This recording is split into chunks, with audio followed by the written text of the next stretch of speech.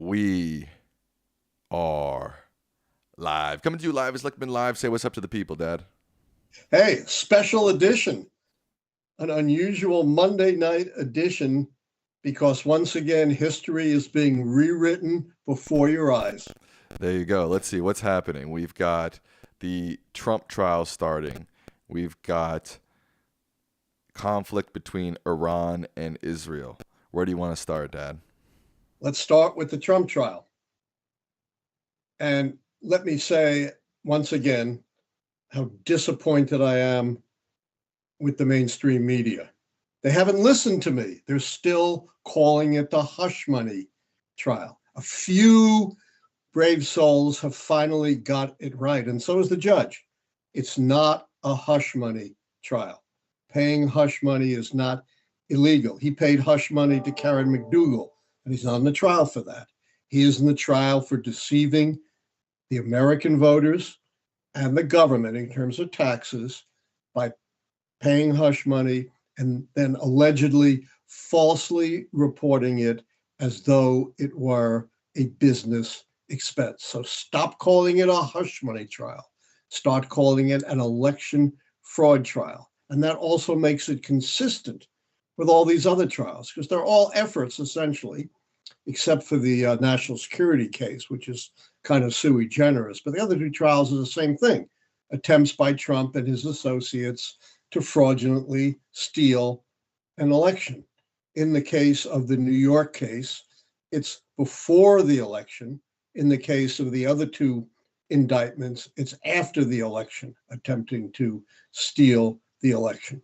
The other thing that makes me so angry is so many commentators saying, oh, Trump will never go to jail. No way anyone would put him in jail. What a pile of nonsense. First of all, they don't know. They're just speculating. Secondly, that violates the whole purpose of our legal system. There's a process for this. There is a trial. There is a verdict. And then there is a sentence. And that sentence could well include incarceration. Maybe incarceration in a prison, maybe home detention for a period of time.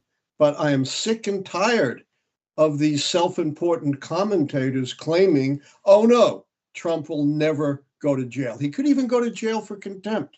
You know, he's pushing it. He feels he can do whatever he wants, you know, attack anyone, witnesses, the judge's daughter, the judge, the prosecutor, make all kinds of threats that put people's lives in jeopardy. And like everything else in his life, he'll never be held accountable for it. You know, they're going to fine him $1,000.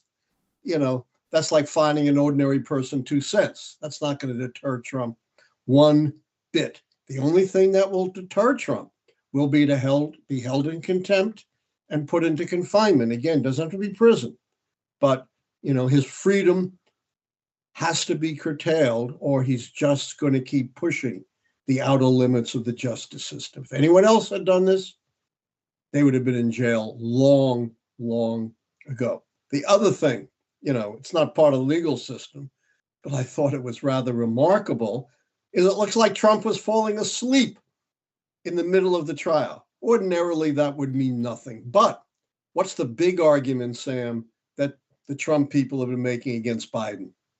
He's too old. Yeah, and there's their guy, you know, who can't even stay awake during a trial that threatens his freedom. He keeps falling asleep, you know, totally disjointed, out of touch. You know, imagine in cabinet meetings or national security meetings if the guy falls asleep. So, you know, this kind of, you know, puts a big torpedo in the main argument they had against Joe Biden. If this had been Biden falling asleep, say at a meeting, that would be all Fox News would be talking about for a month. You would hear it ad infinitum. But of course, it's Trump and they haven't touched it. They haven't even mentioned it. In fact, they did just the opposite. One of the commentators talked about how respectful Trump was for the judicial system. And of course, attacking witnesses, the judge's daughter, making violent threats is anything but being respectful of the judicial system. But for the first time in his life, Trump is in a situation over which he has no control. You know, as you've heard me say, he can huff and he can puff, but he can't blow the courthouse down. And as we saw with all, you know, I think they made 11 motions to try to delay or dismiss this trial, and Judge Merchan rejected every one of them. And he's been very even-handed. You know, he said, for example, the Access Hollywood tape where Trump bragged about assaulting women and about chasing a married woman while he was married, try to have sex with her. The tape can't come in, but the transcript of the tape can come in. He also talked about letting Karen McDougal, the other woman that Trump paid off, she can testify, but they can't bring up the fact that at the time he had these alleged affairs, Melania was nursing their newly born child. So he's been very even-handed, but the truly damning evidence is going to come in. And frankly, I have no idea what Trump's defense is going to be. You know, he can say he didn't know anything about it, that this was all Michael Cohen. Who's going to believe that? Michael Cohen doesn't benefit from this. He doesn't benefit from paying $130,000. He doesn't even have $130,000. The only one who benefits is Donald Trump and his election campaign. Then he could say he was doing it to protect Melania. And here's a guy bragging, you know, about assaulting other women. He was found guilty by a civil case of assaulting another woman. And anyone is going to believe that he did this to protect his wife, who, by the way, isn't there. Can you imagine being on trial, you know, potential prison time, and your wife doesn't even show up to show support for you? So I think that's going to be a very difficult argument to make. And the other thing, only Trump can really make these arguments. Who else can possibly make such arguments? And that means Trump would have to take the stand. And we know from the New York fraud case, bad things happen to Donald Trump and his defense when he takes the stand. He can't control himself. He's going to lie. He's going to blunder. He's going to go off on tangents. It's going to be a very, very bad thing for Donald Trump. And if in the end he gets convicted, it could be a game changer. It's not in the context of the keys, but it could be a big enough, unprecedented event to affect the outcome of the election outside the scope of the keys. You know, I've talked about this fascination with polls, and I've been saying for months, all this Democratic panic about polls is totally misguided. You cannot hang your hat on early polls. And what's happened to the more recent polls? Biden's pulled even. The Trump lead has totally dissipated, less than 1 point, which is totally statistically insignificant, separates the candidates. But polls will have no meaning until this trial is over and we know whether Donald Trump will be convicted or not. No, I don't think Donald Trump is angling to be acquitted. Who's Donald Trump? Donald Trump. It must be his brother. Oh, I thought his brother's name was Fred. I know. That's his dad's name. He's not angling to be acquitted. What is he angling for, Sam? Delay. Hung jury. Oh. He just wants one MAGA juror to hold out and create a hung jury. And there's no way they'd get it together to try him again, likely before the election. That's really what he's angling for. And that's another reason why he's riling up his base to try to, you know, reach that one angry juror who'll engage in what's known as jury nullification and vote for acquittal no matter what the evidence shows. I think that might be a futile quest, because we saw in the civil case involving E. Jean Carroll, when the jury found him liable of sexual abuse, hurting her, defaming her, there were Trump supporters in that jury, and they went along with the majority verdict. So I'm not sure Trump can ultimately, in the end, count on that. Now, the next big news, of course, is escalation in the Middle East. We know that Israel struck a diplomatic compound in Syria, killed a leading Iranian general and some other commanders. And Iran has now retaliated by launching 360 drones and cruise missiles and ballistic missiles against Israel. And it was one of the biggest flops in the history of warfare. 99% of the attackers were shot down. There was no significant damage. One girl may or may not have been hurt by the attacks, but not seriously. So essentially, no damage was done out of 360 drones, cruise missiles, and ballistic missiles shot at Israel. And this was devastatingly negative for Iran for two reasons. One, the whole world had already been against Israel. Israel, under this awful, Donald Trump wannabe Prime Minister Netanyahu, had alienated much of the world. But now what Iran has done, remarkably, is create a lot more sympathy for Israel all over the world and even in the Arab world. Turns out most of the missiles were not shot down by Israel. Who were they shot down by, Sam? Jordan, and mostly the U.S. The U.S. shot down more than half of them. And Jordan, an Arab country, shot down some. So the Iranians did an enormous favor to Israel, something that Israel could not have done for itself. The other thing this did was show how awful the Iranian military was. This attack was not just for show.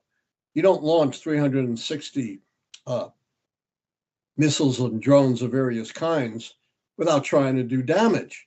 And it turns out, they were totally ineffective in what they were doing. Can I push back on you for a second? Yeah. It seems to me like it was just for show.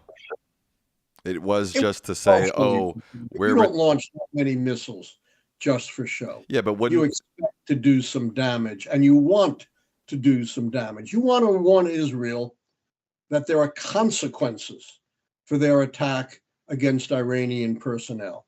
And when you send an attack that does nothing, you know what Israel's like. That creates no warning, no tension, no consternation at Israel. So I think absolutely they hope to do some damage. Maybe not, the kind of damage a full-scale attack would do, but they certainly didn't want to create sympathy for Israel and at the same time not put Israel on any notice that they're in any danger from Iran. And the final thing is this exposes, just how weak the Iranian military was. They're a paper tiger. They're great for show, but, when it came to actually doing something, they proved to be totally incompetent. Final thing I want to talk about is a couple of really misguided Supreme Court decisions. One is, once again, politicians and courts are playing doctor, overruling medical professionals. We saw that in the abortion cases. We now see it in the gender-affirming care cases, where Idaho and a bunch of other states have banned gender-affirming care, even though every medical association, the American Medical Association, the American Pediatric Association, have all said gender-affirming care is treatment, it is necessary, it is beneficial treatment for those who, have gender disorders. And yet politicians have just trampled on that, gone with their political agenda, and now the courts are going along. Supreme Court has let stand, overruling lower courts, at least temporarily, the Idaho ban on gender-affirming care. The other decision was to let stand a Fifth Circuit decision. Fifth Circuit is Louisiana, Texas, Mississippi, the most conservative circuit in America by far. And they ruled that if you organize a demonstration, even though you've done your best to make it peaceful, if one person out of your control engages in a violent act, you can be held liable. And the Supreme Court, at least for now, has let that decision stand, which essentially cuts out protests in Texas, Louisiana, and Mississippi. And our freedom, our revolution was born in demonstrations and protests, right, Sam?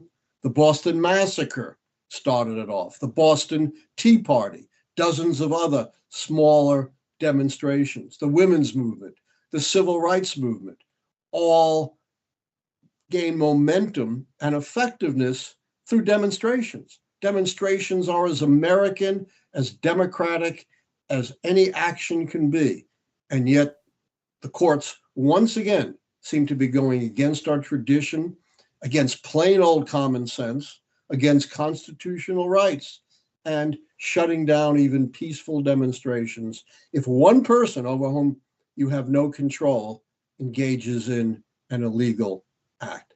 So there are all kinds of interesting things coming down. And I remind everybody,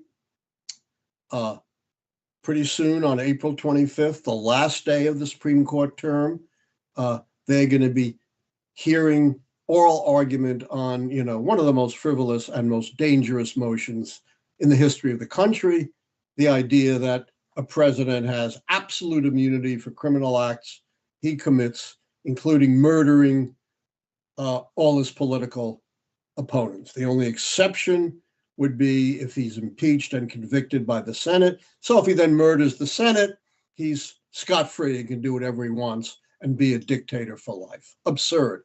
And yet the Supreme Court is dragging its feet on this, delaying it, playing right into Trump's hands. The other thing, last point, that bothers me about the commentators, they're all saying, oh, this is going to be the only trial. No other trial is going to be held before the election. They don't know that. That is not true. Let's assume the Supreme Court is even remotely righteous and they make a decision in June. Judge Chutkan, the DC judge in charge of the insurrection case, she's going to hold the trial. She may have to wait until September 1st, but she is going to hold that trial, and she is not going to be bound by the election calendar. Now, the Supreme Court could still muck it up. I can't imagine they'll give Trump immunity, but they may come up with some kind of absurd decision that sends it back to the lower courts and then does delay it till after the election. But commentators should not be speculating and jumping the gun on our legal system by saying Trump will never go to jail or no other case will be brought. They don't know that, and they are violating their trust by saying those things. There you have it, folks. You want to get to some questions, Dad? I'm always ready. You're always ready? Let's not forget, subscribe, donate, and join as members. We need it. We're operating on a shoestring. I don't take a penny from this, but we do need to keep our operation going, and we depend on you, our loyal viewers. Thank you, Dr. Ash, for gifting a membership. We appreciate that. Apologize if you hear the sirens outside. Our member Barry Smith asks, oh, one sec. Can you hear that? Yeah, okay. Our member Barry Smith says, can an adverse result to the Ukrainian war lead to a recession? I don't think so. The Ukrainian war is a war of attrition. It's not a war where there's going to be a sudden victory or a sudden turn.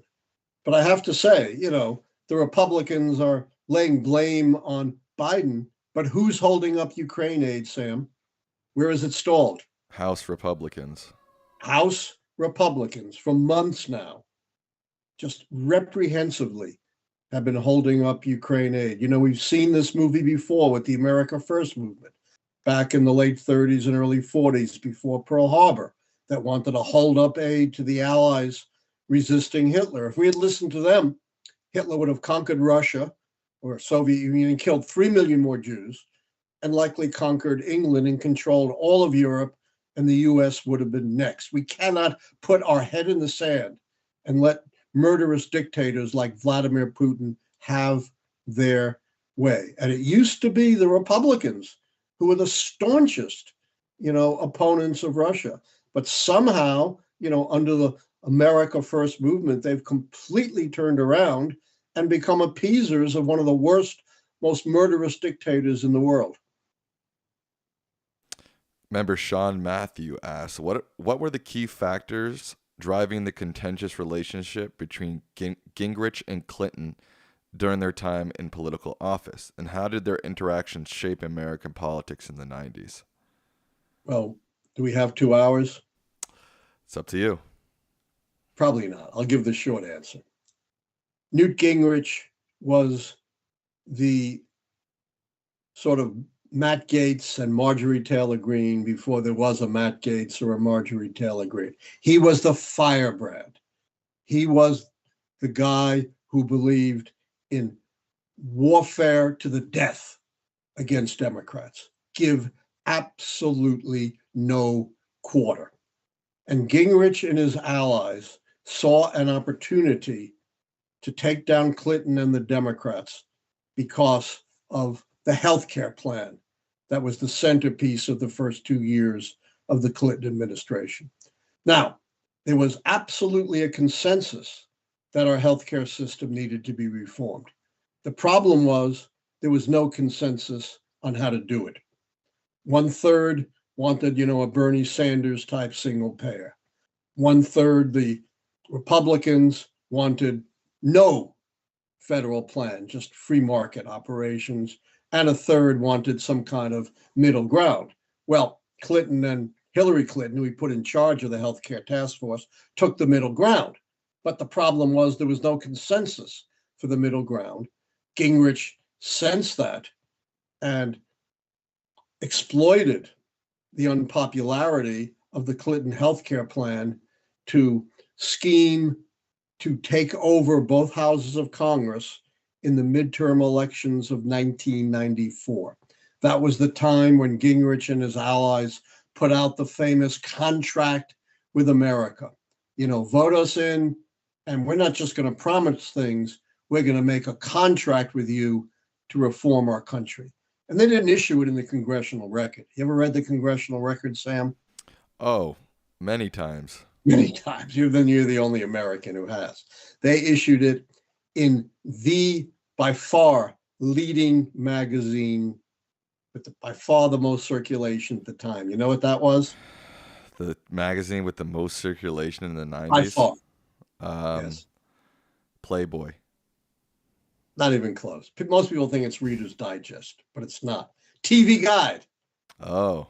On, the coffee table of every living room. And it was incredibly effective. The Gingrich Revolution succeeded. Republicans took over both houses of Congress for the first time since the first 2 years of the Eisenhower administration, for the first time in 40 years. And significantly, for the first time, they won the South, transforming the South from what was once the most reliable Democratic region to the most reliable Republican region. But the Gingrich Revolution stalled for two reasons. First, you still had Bill Clinton as president, who had the veto pen. You can't legislate from Congress alone. Secondly, Newt Gingrich turns out to be a despicable, adulterous philanderer who is having multiple affairs. At the same time, they were blasting Clinton for his affair with Monica Lewinsky. He had to resign in disgrace his speakership.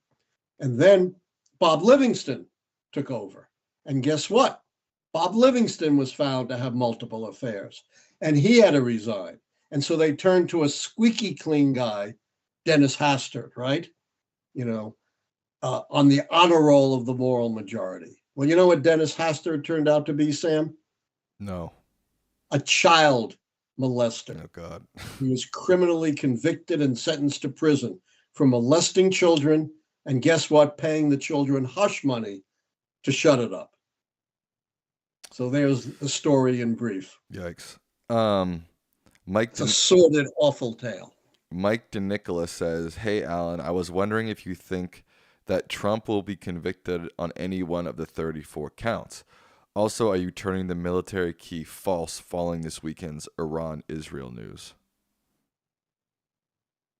Look, I don't know what's going to happen in a trial. I don't want to jump the trial. I'll just give you my personal opinion. I'm not a lawyer, not a prosecutor, I'm not a defense attorney. And so far, all we know is what's publicly available.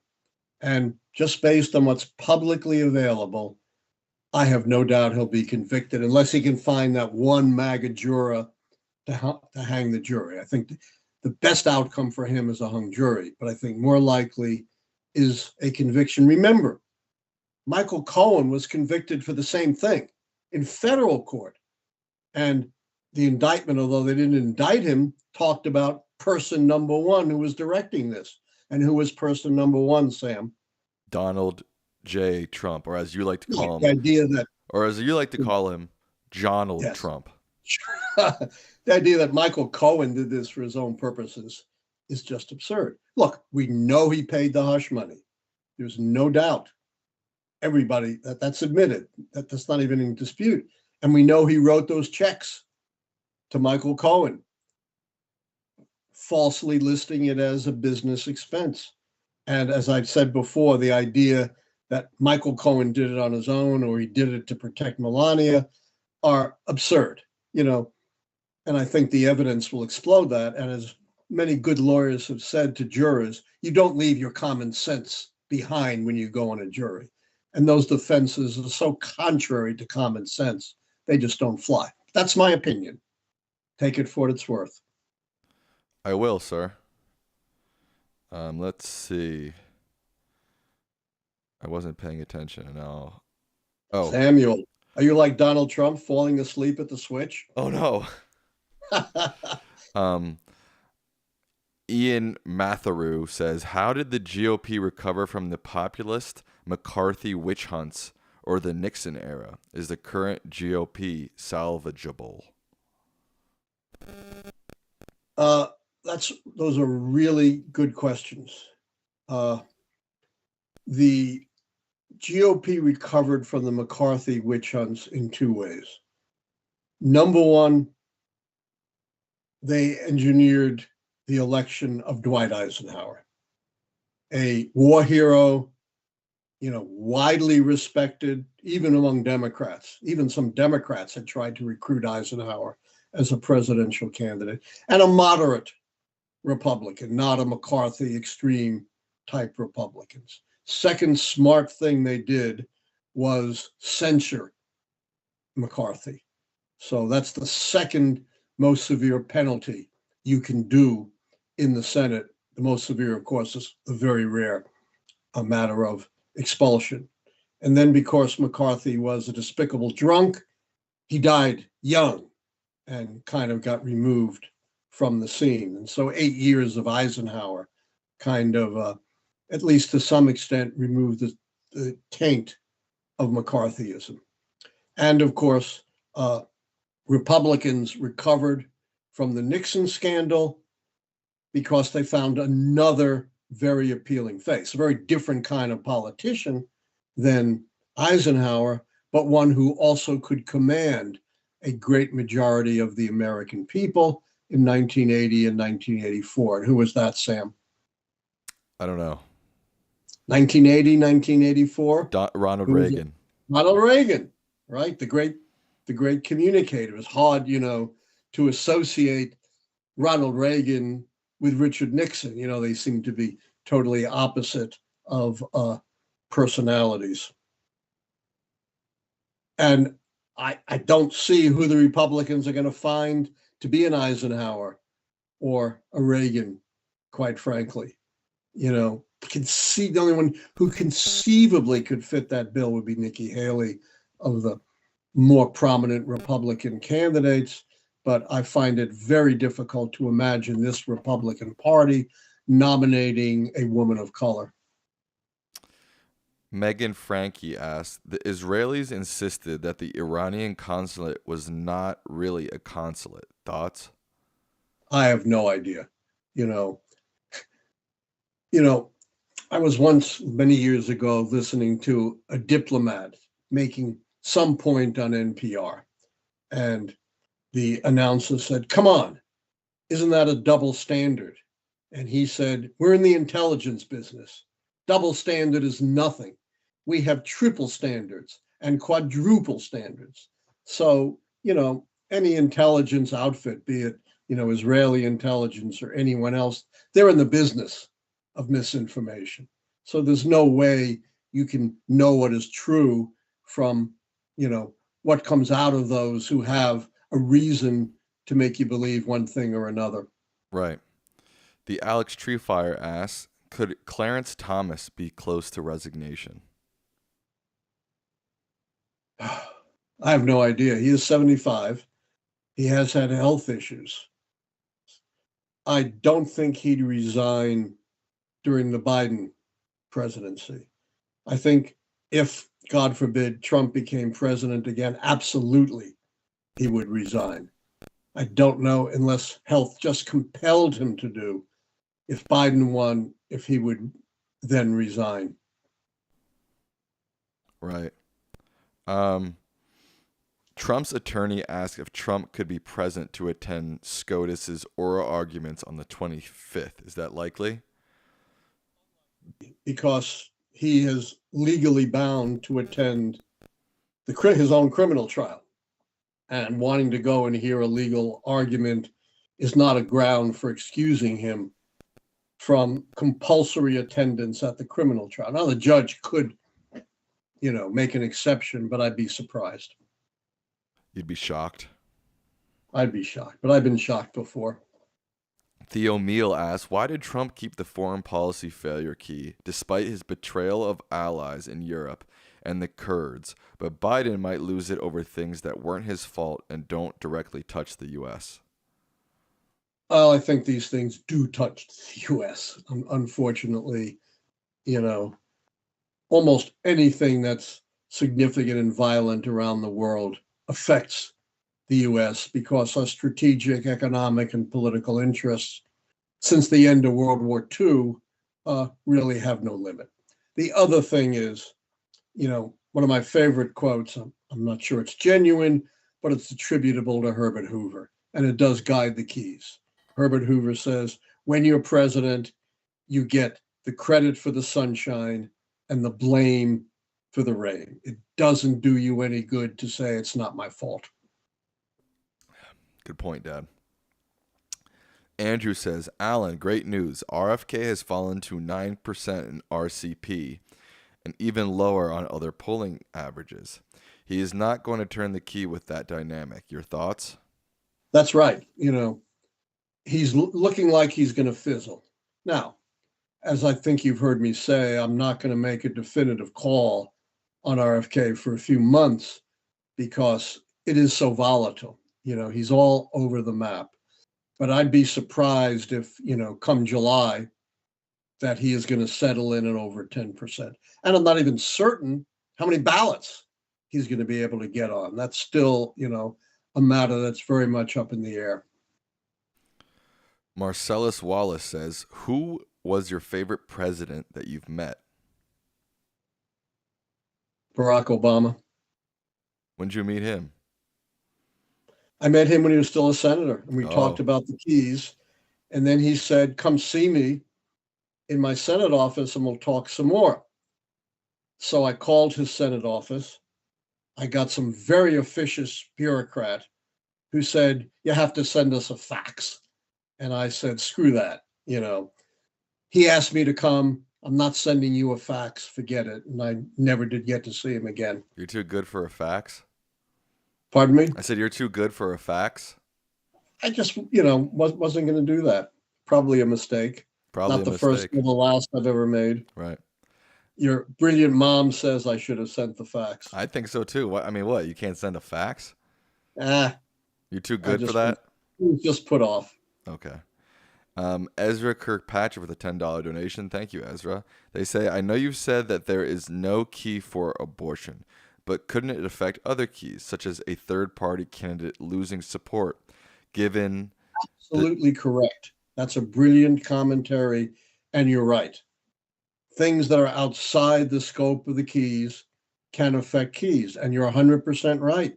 The abortion issue could discredit the RFK Jr. candidate and coalesce a lot of support around Joe Biden. So it absolutely could affect the third party key. You're right, and I think it might. So yes, only things that affect keys matter, but obviously events outside the scope of the keys could affect a key. And I think that's a very smart comment.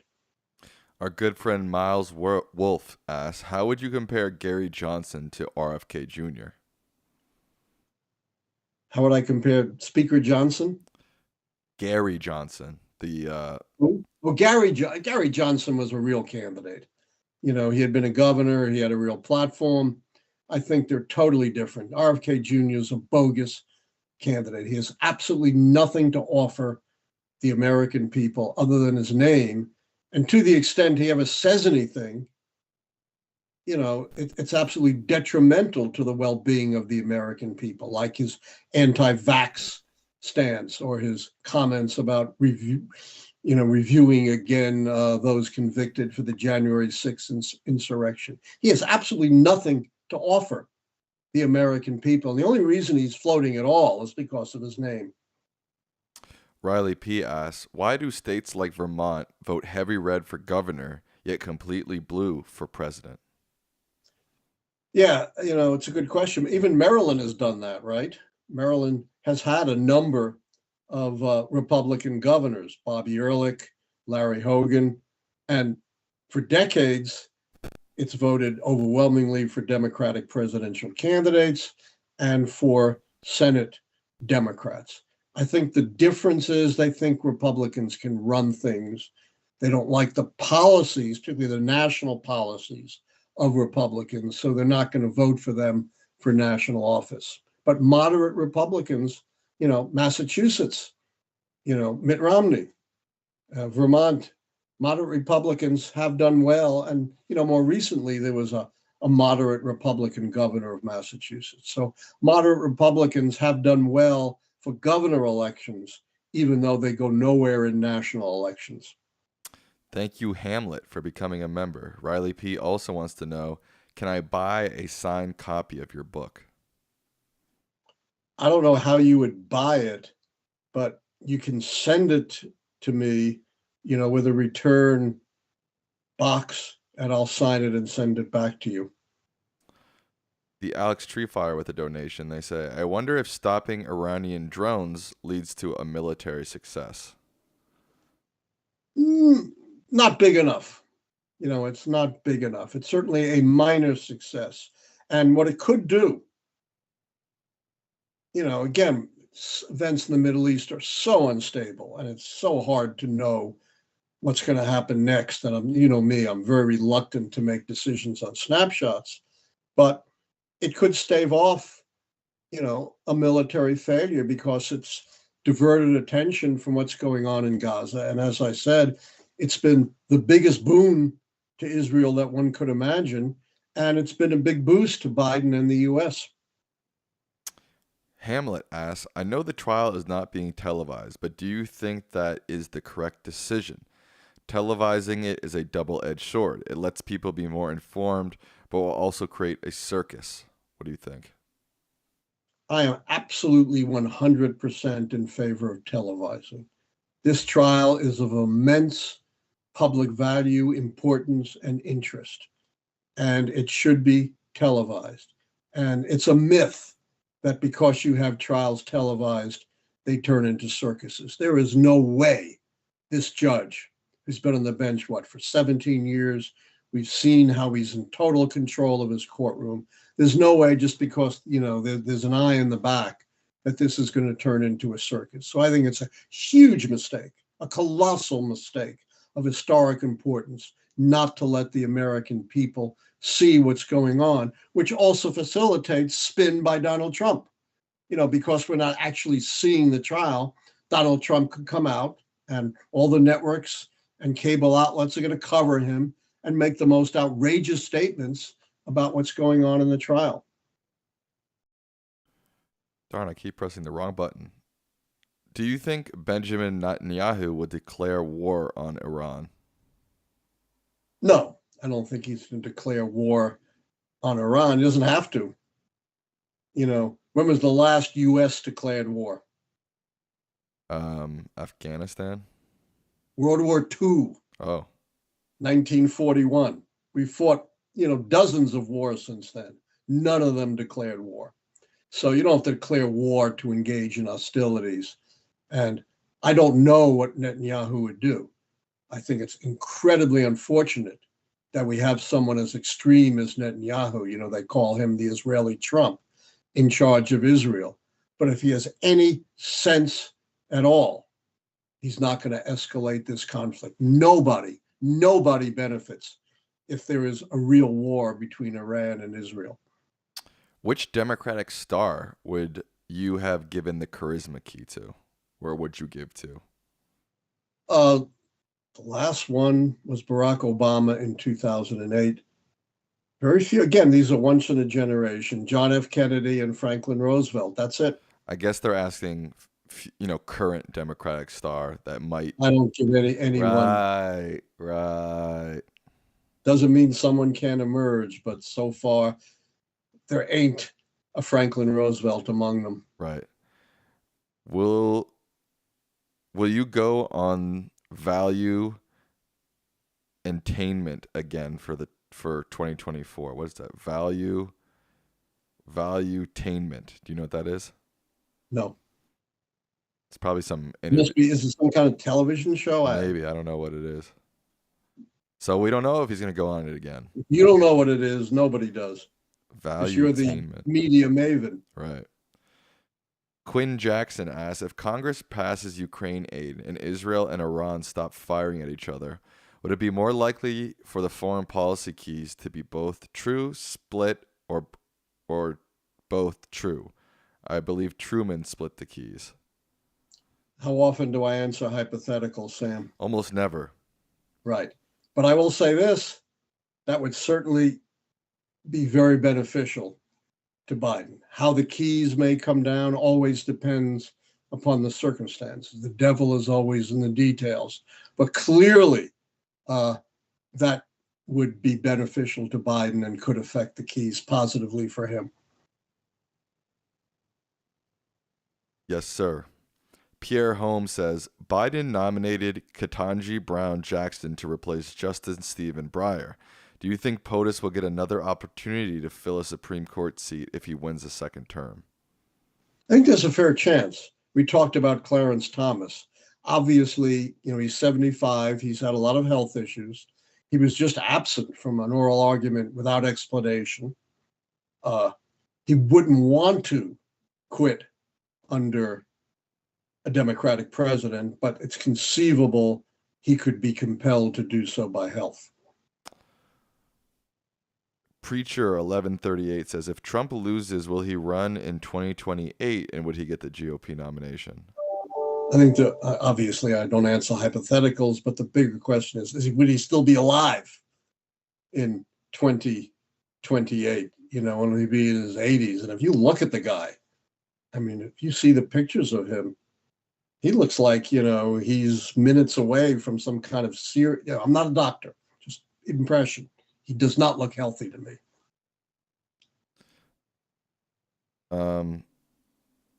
My honest mind says Congress just buckled on Ukraine aid. I guess that just happened. I see some headlines saying Johnson gambles on plans separating Israel from Ukraine funds. Mike Johnson unveils complex plan for Israel and Ukraine aid as pressure rises. So I guess I don't know what that means. I don't know what that means either. But, if they don't pass Ukraine aid, Johnson will go down in history as one of history's great appeasers of dictators. History will not treat him kindly at all. And so far, his record as leader of the House is, just miserable. He sends them off on these tangents, like trying to, impeach Barack Obama or impeaching Mayorkas, and accomplishes nothing. Do you know what the approval rating of Congress is right now? 11%. Yeah, exactly. In the low teens, somewhere between 11 and 14. Historically low. Just an absolutely failed speakership. And if he doesn't get Ukraine aid through, and all he's got to do is put it to a vote. There's clearly more than enough support.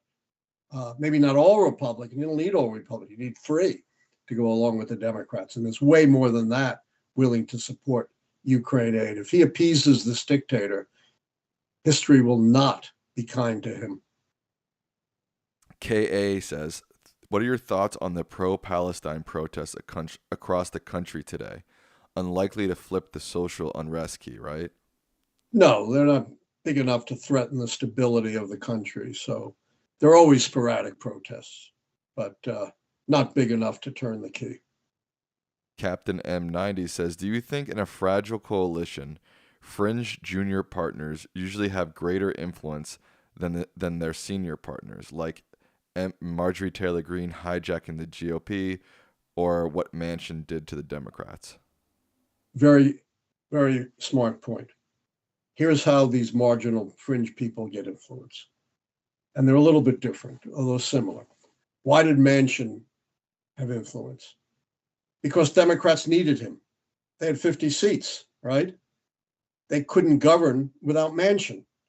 So Manchin, in effect, had the voting power of all 49 other Democrats because he was the pivotal swing vote that mattered. It's like Sandra Day O'Connor for so many years was the critical swing vote who determined a lot of Supreme Court decisions. And the other way in which, fringe people have influence is by being the squeaky wheel. Again, the Republicans in the House have a similar situation to the Democrats in the Senate, before they got the 51, or even with the 51. They have a 2-person majority. They can't afford to lose anyone. So, these extremists, even though they may be only half a dozen of them, can also hold the balance of power. Plus, they make a lot of noise. They are the squeaky wheels. They get covered. The more moderates, who are a shrinking minority in the Republican caucus, they're not the ones who, are on television making all kinds of pronouncements. Mohammed Kalachi asks, who do you think Trump will choose as his running mate, and will that have an impact on the presidential election? Well, I don't have a key for the vice president, so my answer is no. My favorite example is 1988, when George H.W. Bush picked Dan Quayle, totally unqualified. And, all of the talking heads who don't know anything were saying, oh my God, this will sink Bush's candidacy. And Quayle was more embarrassed probably than any candidate, except for Admiral Stockdale, Ross Perot's running mate, in a vice presidential debate, when he compared himself to John Kennedy, a young star. And Lloyd Benson, the Democratic nominee, said, sir, I knew John Kennedy. John Kennedy was a friend of mine. And you, sir, are no John Kennedy. And Quayle had no response. And of course, Bush went on to an easy victory over Mike Dukakis. So, when Dick Cheney was picked, a lot of people said, oh my God, this is going to sink George W. Bush. Cheney's too right-wing. He has no base. He's uncharismatic. And of course, it didn't matter one bit. When Bill Clinton picked Al Gore, that was heavily criticized. Arkansas and Tennessee. What does that get you? You just have 2 bubbas. There's no advantage there. So no, I don't think it makes any difference. And I have no idea who he's going to pick. Dr. Ash says, is Trump more likely to go to jail if he doesn't win this election, and thus negating his chances for 2028? That's a great question. And yes, if he doesn't win, the other trials may be delayed, but unless he gets absolute immunity or something, they're going to happen. And if he's no longer a major party presidential candidate, he's going to go to jail. Yes. So I think, why is he so fervently trying to win? Not because he has some great ideas for the country, not because he has some great principles he's defending. It's his get out of jail free card. Pro viewer asks, how did you know George McGovern? I knew George McGovern because he asked me to be his historian for the writing of his book, Grassroots. And I worked very closely with McGovern, developing historical information for the writing of Grassroots. And I was introduced to McGovern first by my old college debate coach Bob Shrum, who was George McGovern's consultant during the 72 campaign. James LaGruda says, how did the 2001-2003 tax cuts, Medicare Part D, and NCLB Act not turn the policy change in W's favor in 2004?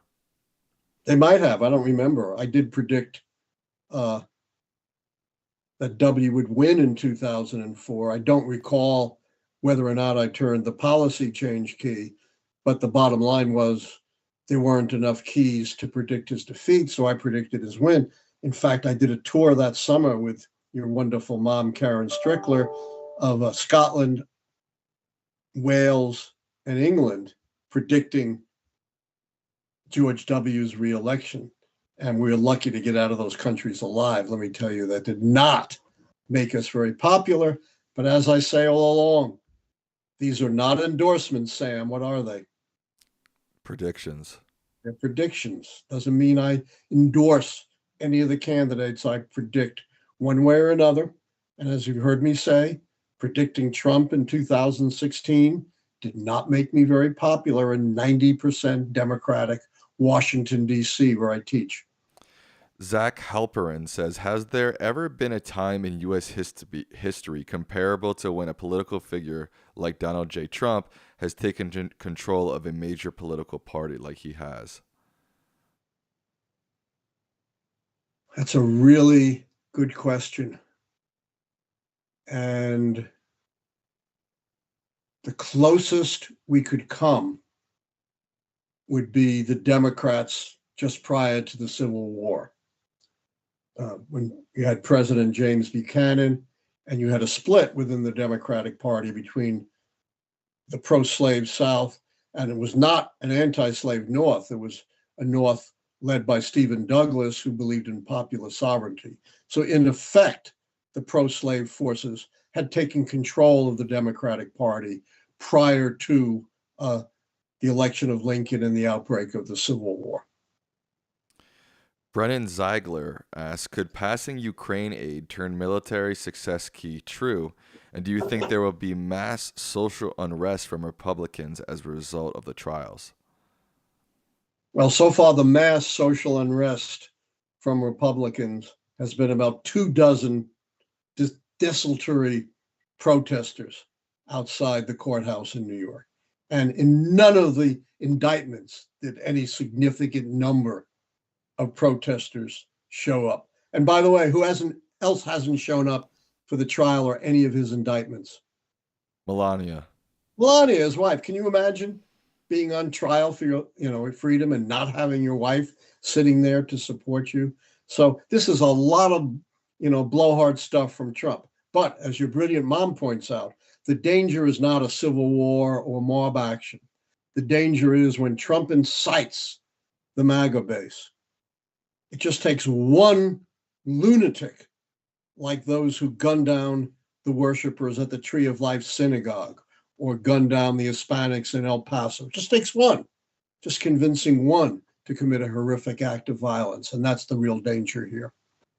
Jason Lomba says the Valuetainment is a podcast by Patrick Bet David. He's the guy that you went on and he's told you that he would get you Yankees tickets, but then he never did. That guy. Oh yeah, bum. I'm not going on his show. Why would we go? He's also turned into like a super Trumper from the clips that I've seen of him. So I honestly don't remember him. Yeah. Antonio Pizarro asks, we often discuss keys as a predictive tool. Can you please comment on whether / if so how we may consider keys retrospectively to explain immutable aspects of voter behavior / U.S. attitudes towards leaders? Wow, that was absolutely. I got that. Wow. Before I made a single prediction, I published articles on the keys. We had made a big discovery. We had discovered a common set of keys, explained every American presidential election, essentially, from the horse and buggy days, the election of Lincoln in 1860, and I just missed knowing him, Sam, was close, right, to the election of Ronald Reagan in 1980. And this was non-predictive but very explanatory, and which we demonstrated how elections really work, that they're not based on campaigns, they're not based on issues, they're not based on money, they're not based on the candidates. They are essentially votes up or down on the strength and performance of the White House party. And frankly, the scholarly world, the journalistic world has to some extent come around to accepting my views. But as we know, the media has to cover a story every single day. And so they have to cling to the horse race. And even scholars, have to cling to their beliefs. Plus, what locks us into, misunderstanding, misinterpreting, running the wrong kinds of campaigns is the political industrial complex. Dwight Eisenhower, in his famous farewell address, warned against the military industrial complex and the iron triangle of contractors, politicians, the military. Well, we have the political industrial complex and its own iron triangle, the handlers, the consultants, the admen who make millions off the horse race theory, the media who makes much more on covering the election every day, and then the pals who think they have to go along with all of this to get elected. Very hard to break that iron triangle. What was that floating thing I saw on our screen? What floating thing? Oh, there was some floating thing. I guess you didn't see it. I didn't see it. We got 314 people watching, Dad, but only 100. Nice. But only 100. An off day. Let me finish, bro. But only 112 likes. So please like the channel. And most importantly, become a member and donate. I mean, like the stream. You can't like the channel. Like the stream. 314. That's really good. Yeah. HV Bart with their 10th super chat on our stream. Thank you for supporting the channel, HV Bart. They say, what would happen to the party contest key if Biden passes away? Oh, God. I think it would probably go down. I mean, I hate to answer hypotheticals. I hate to think about Biden passing away. But as I said, there's no heir apparent. Right. Although here's the thing. Again, I don't want to deal with hypotheticals. But who becomes president, Sam? Kamala. Yeah, and that might sweep away the field. So they may lose no keys. Again, don't take that to the bank. That's just speculation. Republican Messenger with a $10 donation. They say, does the immigration crisis turn the social unrest key? Sustained since 2021, violent, no border equals fabric of our nation coming apart. Biden 30 points underwater on issue in aggregate polling. Yeah, well, that issue, could affect some of the keys, but again, it doesn't fit the parameters and definition of the social unrest key. Austin. And this whole notion of all these migrants coming across the border, committing crimes, committing terrorism. How many acts of terrorism since 9/11, 20 some odd years, have been perpetrated by migrants, Sam? None. Zero. What group has perpetrated the most acts of terror? White men, white American men. Exactly. White nationalists, far right extremists. Who commits more crimes per capita? Migrants or native-born Americans? Native-born Americans. By far. And these are studies not from some liberal outfit, but from the Cato Institute. So this whole thing about this migrant crisis is just another one of these fabricated, made-up kinds of stories. And if you deported all the migrants from America, all the undocumented immigrants, and there's not 30 million of them like Trump says, it's more like 11 or 12, and it's gone down, you might as well shut down the hospitality industry, the construction industry, and the agricultural industry, because these undocumented workers are the backbone. And in fact, who hired undocumented workers to work in his estate as housekeepers and, cleaners and maids? Donald Trump, as you like to call him. As I love to call him. All right, you're not going to let me forget that, are you? No. You're not going to give any leeway to an old man, huh? No. Let's see here. I'll tell your mom. Final question. How about that? All right, two more questions. I said final question. Oh, final? No, I'll take two more. Okay, two more.